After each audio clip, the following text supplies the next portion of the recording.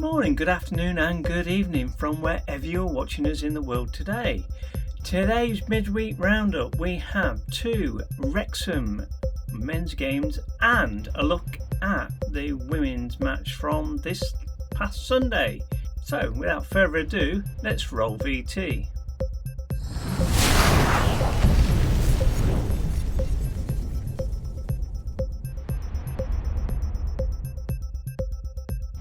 First up, Wrexham versus Crewe. Mickey Demetrio headed the visitors opener before Wrexham winger Ryan Bennett saw red after a bad tackle on Shiloh Tracy. Paul Mullins equalised, but Chris Long's penalty put Crewe 2-1 up at the break. Mullins hit back, and although Tracy put Crewe ahead once more, Fletcher's late header rescued Wrexham. Here's what Phil Parkinson and Paul Mullins had to say after the match.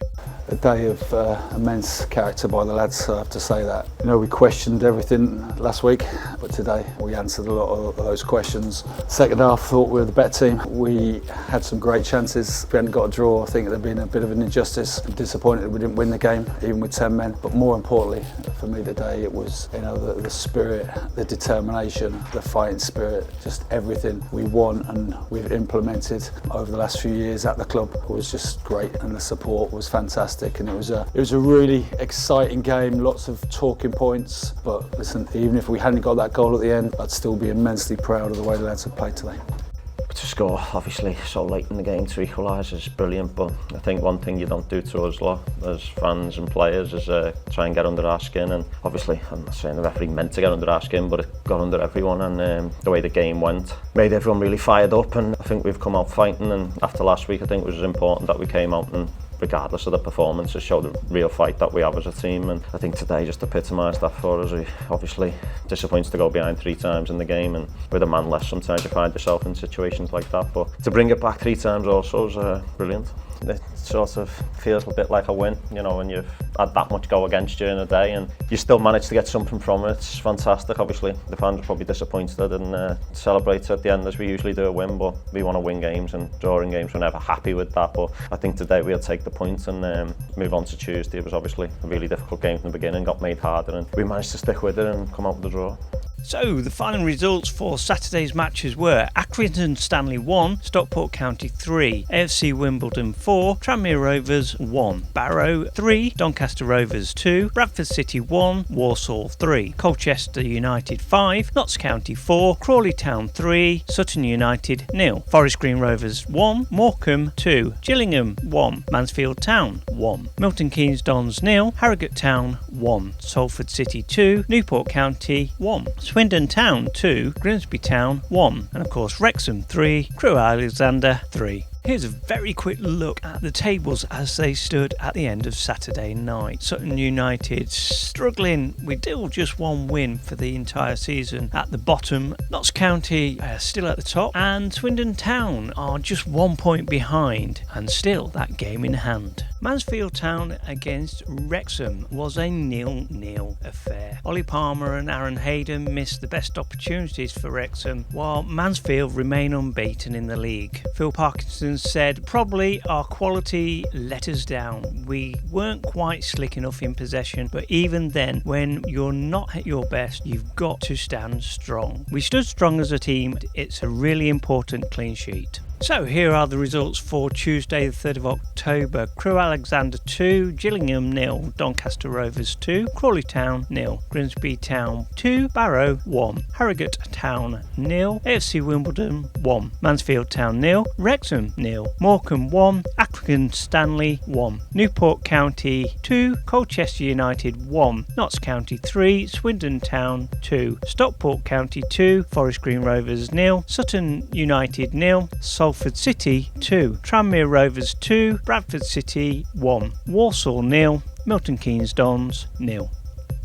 So here's a quick look at the table as it stands as of last night. At the very bottom, Sutton United are still there. Forest Green Rovers has taken up that 23rd place with that win for Tranmere, pushing them out of the relegation zone for now. At the top, Gillingham, Mansfield, Swindon and Crawley all drop places as Stockport County, Crewe, Alexandra, Wimbledon move up and Notts County stay right at the top with 23 points.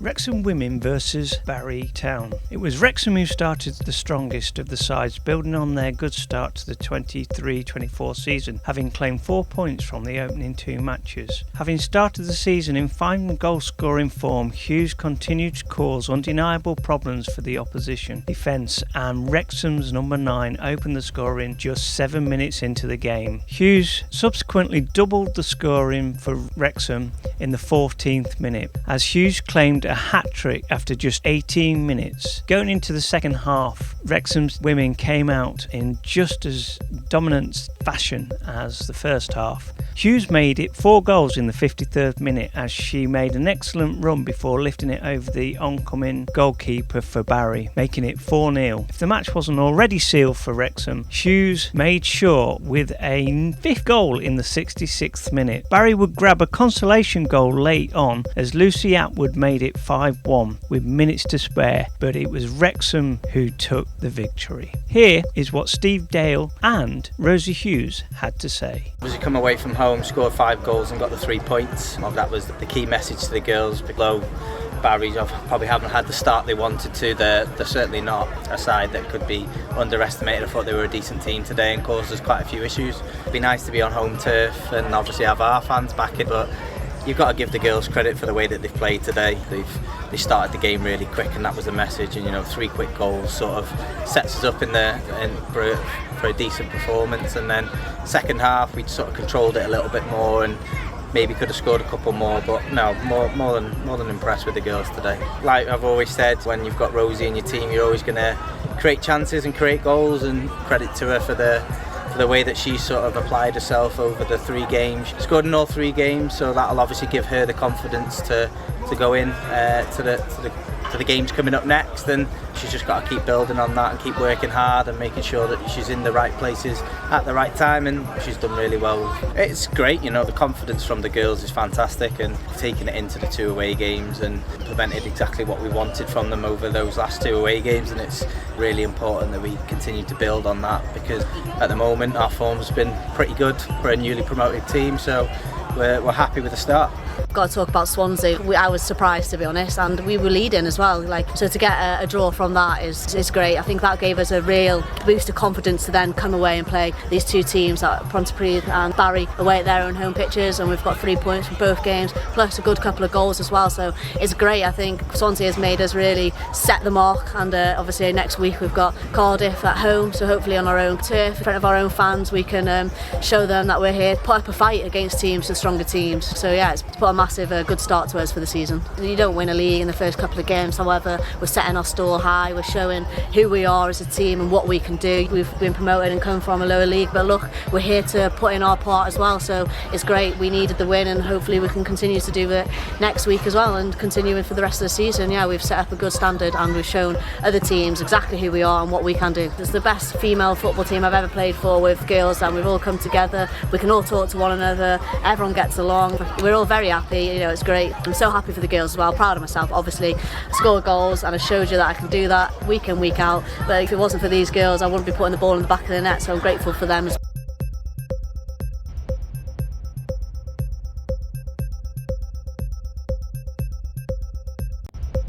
So there you have it, another midweek roundup of what's been going on for Wrexham in the past week. Don't forget to join us for the watch party on Saturday when Crawley Town take on Wrexham, and on Sunday as well we've got another watch party for the women's match. Wrexham women will be taking on Cardiff City, so that'll be an interesting one. Don't forget to like, share, subscribe, leave a comment below and let us know what you think.